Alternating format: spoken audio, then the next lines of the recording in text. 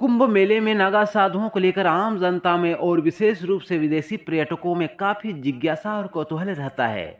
नागा साधु अपने शरीर पर किसी भी तरह के कपड़े नहीं पहनते हैं और हमेशा नग्न रहते हैं, जिसके कारण उन्हें दिगंबर भी कहा जाता है। वस्त्र के नाम पर धूनी की राख को पूरे शरीर पर लपेटने वाले ये साधु कुंभ मेले में शाही स्नान के समय ही भक्तों के सामने खुलकर आते हैं। नागा साधुओं को धार्मिक रक्षा और सच्चे तपस्वी कहा जाता है। उन्हें कुंभ में सबसे पहला शाही स्नान करने का भी अधिकार मिलता है। इसके बाद आम जनता पवित्र स्नान करते हैं। नागा साधु हिंदू धार्मिक भिक्षु सन्यासी होते हैं जो पूर्णतः नग्न रहने और युद्ध कला में निपुण होने के लिए विशेष रूप से प्रसिद्ध है। वो विभिन्न अखाड़ों में रहते हैं जिनकी परंपरा आदि गुरु श्री शंकराचार्य ने स्थापित की थी। दिगंबर देह, मस्तक पर तिलक, पूरे शरीर पर भभूत, हाथ में भाला, उग्र रूप होने के बावजूद नागा बाबा संसार के हितैषी और कठोर तपस्वी होते हैं। कहा जाता है कि भारत में नागा साधुओं की संख्या 5 लाख से अधिक है। नागों के प्रमुख 5 गुरु भगवान शंकर, भगवान विष्णु, शक्ति, सूर्य और गणेश माने जाते हैं। नागा साधु बनने की प्रक्रिया बहुत कठिन और कष्टपूर्ण और 12 साल लंबी होती है। नागा साधुओं के संप्रदाय में शास्त्र सम्मत तरीके से शामिल होने की प्रक्रिया में करीब 6 साल का समय लगता है। इस दौरान नवनिर्वाचित सदस्य एक लंगोट के अलावे अपने शरीर पर कुछ भी नहीं पहनते हैं। कुंभ मेले में अंतिम प्रण लेने के बाद वो लंगोट भी त्याग देते हैं और जीवन भर दिगंबर रहते हैं। कोई भी अखाड़ा पूरी जांच के बाद ही योग्य व्यक्ति को प्रवेश होता है। पहले उसे लंबे समय तक ब्रह्मचारी के रूप में रहना पड़ता है, फिर उसे महापुरुष और फिर अवभूत बनाया जाता है। अंतिम प्रक्रिया महाकुंभ के दौरान होती है, जिसमें उनका पिंडदान और दानी संस्कार भी आदि शामिल है।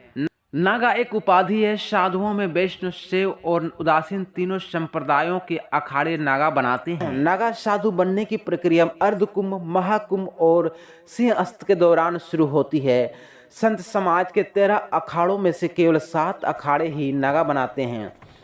ये है जूना, महानिर्वाणी, निरंजन, अटल, अग्नि, आनंद और आह्वान अखाड़ा। नागा साधु बनने के लिए सबसे पहले ब्रह्मचर्य की दीक्षा दी जाती है।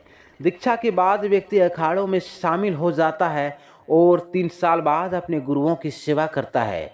वहाँ उसे धर्म, दर्शन और कर्मकांड आदि को समझना होता है। इस परीक्षा को पास करने के बाद महापुरुष बनने की दीक्षा शुरू होती है।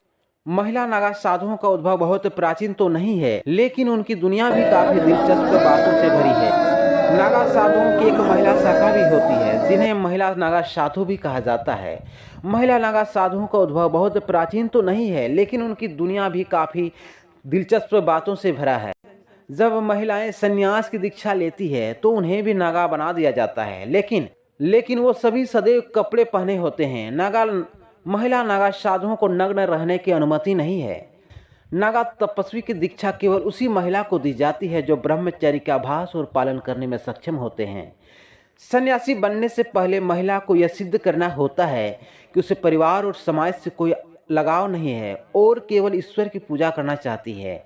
इस बात की पुष्टि होने के बाद महिला को दीक्षा दी जाती है। सबसे पहले एक महिला को नागा तपस्वी में शामिल करने से पहले अखाड़े के भिक्षु और संत महिला के परिवार पिछले जीवन की जांच करते हैं। नागा सन्यासी बनने से पहले महिलाओं को भी अपना पिंडदान और तर्पण स्वयं करना पड़ता है। उसी अखाड़े का आचार्य महामंडलेश्वर महिला को दीक्षा देते हैं जहां से वह दीक्षा लेना चाहती है। पुरुष नागा साधुओं की तरह महिलाओं को भी नागा सन्यासी बनने से पहले उनका मुंडन कराया जाता है और उन्हें नदी में स्नान करना होता है। दीक्षा प्राप्त करने के बाद महिला नागा सन्यासी पूरे दिन भगवान का जप करती है।